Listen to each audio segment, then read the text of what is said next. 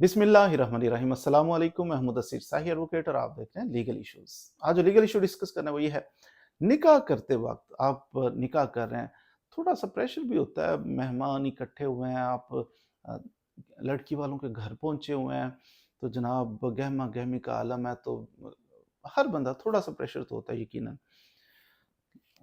याद रखिए, प्रेशर हो या ना हो, नेग्लिजेंस नहीं होनी चाहिए।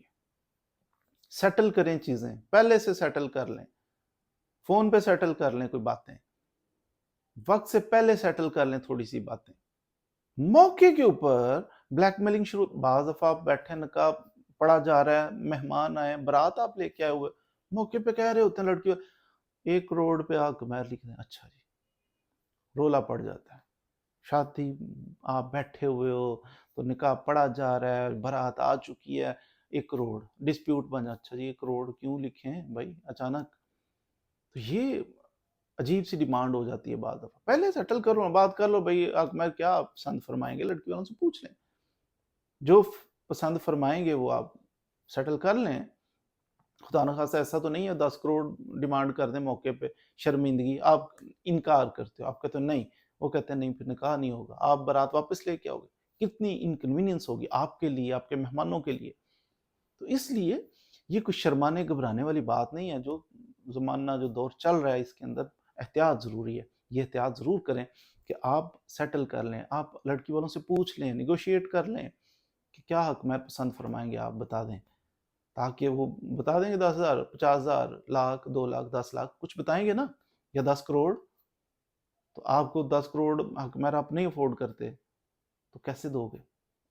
फिर आजकल एक ये बड़ा ट्रेंड चला हुआ है, मौके के ऊपर निकाह पढ़ा जा रहा है, मौके के ऊपर अस्सलाम वालेकुम जी, वो ना दरअसल हमारी वो मुआशरे में रख रखाव के लिए ना आप ऐसा करें कि बच्ची के नाम पे कोई प्लॉट या कोई मकान, कोई घर, ऐसी चीज़ लिख दें, निकाहनामे के अंदर लिख दिया, वो मैं दरअसल वो मकान इसके नाम करता हूँ, इतना सोना करता हूँ, शर्त, और शर्त लिखी, खुदा न खास्ता फ्यूचर के अंदर वो लड़की वो क्लेम कर देती है, वो आपकी सेपरेशन हो जाती है, वो लड़की जाके दावा करती है, वो आपको देना, आपकी वो शादी कायम नहीं रही, शादी अलग अलग हो गई, आपकी नफरतें, गुस्से, लड़ाइयाँ, झगड़े पड़ गए, लेकिन वो गले पड़ गया आपका वो लिखा हुआ शर्त।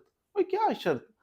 शर्त हक महर तो समझ में आता है, हक महर लिखना चाहिए, बड़ी अच्छी बात है, जितनी हैसियत है उसके मुताबिक जरूर देना चाहिए, ज्यादा देना चाहिए, इसमें क्या, वो आपकी वाइफ है, कौन सा अलग चीज है, दें हक महर उसको। लेकिन ये क्या शर्तें लिखनी, इतने प्लॉट, इतनी फाइलें, इतना, ये स्टार्ट कहाँ से हो रहा है रिश्ते का?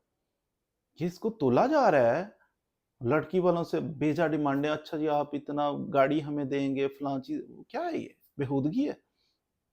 कैसे मांग लेते हैं ये लोग। बहरहाल चल रहा है, लड़के वाले भी बेजा डिमांडें कर रहे हैं, गाड़ी दे दो तो वो दे दो तो ये दे दो, लड़की वाले भी कर रहे हैं आजकल, लिखो शर्तें, हाँ, वो फाइल लिख दी, हम ये लड़का जो है हज और उम्रा करवाएगा, बच्ची को जियारात कराएगा, फलां कराएगा, अच्छा बाद में सेपरेशन हो गई और जियारत हज लेके तो लड़का अदालतों में फिर रहा होता है।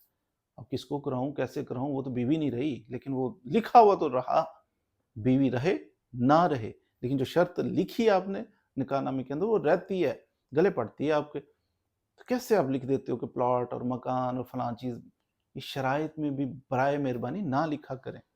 हाँ, अगर लिखनी है तो ये चीज पेश नजर हो आपके कि ये चीज हमने लिखनी है तो ये इनको देनी है, ये इनकी है, फिर उस पर कल को शादी चले या ना चले, आपका वो रिश्ता रहे ना रहे वो उसकी है, फिर लिख दी, इस इंटेंशन के साथ लिखें। फिर बाद में ऐसा नहीं है कि आप परेशान हो जाएं, देना पड़े तो आप हैरान और परेशान हो और आप आगे आगे भागें और लड़की पीछे पीछे भागे, लड़की वाले के निकालो हमारा मकान, निकालो हमारी दुकान।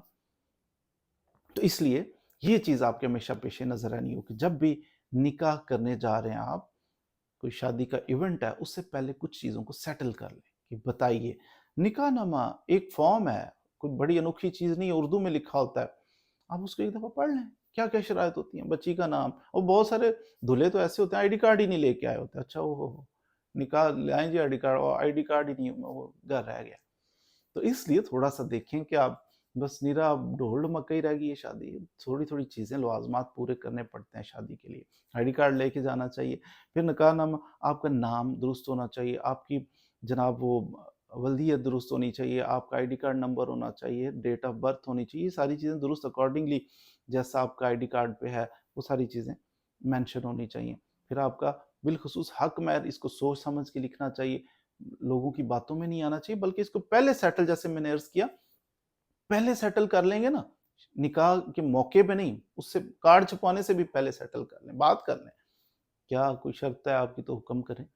आपका कोई बड़े इज़्ज़त, इसमें क्या मज़ाक है? जी आपकी कोई शर्त है निकाह के हवाले से तो बता दें।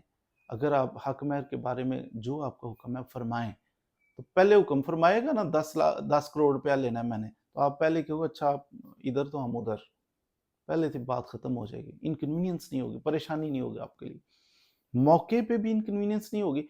बाज़ दफ़ा बंदा ब्लैकमेल होता है, मैं जाऊँ किधर? बारात आई बैठी है, हमारा 400 मेहमान आया बैठा है, तो अब हम बारात वापस ले जाएँ, कैसे ले जाएँ? तो वो इनकन्वीनियंस अपनी जगह पे, और फ्यूचर में आने वाले केसेस गले पड़ने वाले वो अलग। तो इसलिए शादी से पहले इन चीज़ों को, शराइत कोई हो, कोई पॉकेट मनी बच्ची की फिक्स करनी है, बच्ची को तलाक का हक देना है या नहीं देना, निकाहनामे के अंदर ये कुछ चीज़ें लिखी होती हैं ना कॉलम, उनको एक दफ़ा बगौर पढ़ लिया करें। बाज़ दफ़ा कहते हैं बच्ची को तलाक का हक, बच्ची को तलाक का हक देने का मतलब ये होता है, निकाहनामे के अंदर अगर लिख दिया जाए जी देता हूँ, तो बच्ची जब चाहे खुद को तलाक दे ले, ये होता है। तो आपके हाथ में कुछ नहीं होगा। तो ये चंद चीज़ें ज़्यादा इम्पोर्टेंट हैं। बच्ची को तलाक का हक देना है, नहीं देना, आपका हक महर कितना है, शराइत उसके अंदर जो लिखी जाती हैं, ये चंद चीज़ें बिलखुसूस सेटल कर लिया करें पहले वक़्त से, ताकि आपके लिए ना तो मौके, शादी के मौके पे इनकन्वीनियंस हो और ना ही बाद में केसेज़ आपके गले पड़ें। मज़ीद वीडियोज़ के लिए हमारे साथ रहिए। Thank you very much.